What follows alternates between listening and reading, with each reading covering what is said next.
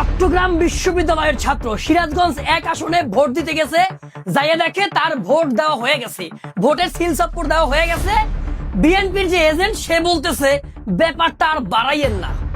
এটা আমার NID 1192 serial. আমি ভোট দিতে আসছি, আমি 3000 টাকা গাড়ি ভাড়াতে ভোট দিতে আসছি। আমি এসে দেখি যে এখানে আমার ভোট দেখেন যে দিয়ে গেছে, এখানে সিরিয়াল হয়েছে 1192 আবু রায়হান।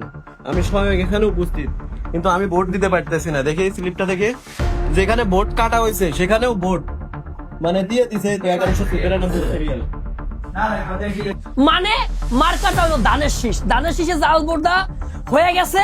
চট্টগ্রাম বিশ্ববিদ্যালয়ের ছাত্র যখন প্রতিবাদ করতে গেছে, যেই বিশ্ববিদ্যালয়ের ছাত্ররা হাসিনারা নামাইছে, সেই বিশ্ববিদ্যালয়ের ছাত্ররা প্রতিবাদ করতে গেছে, বিএনপির এজেন্ট বলতেছে ব্যাপারটা আর বাড়াইয়েন না।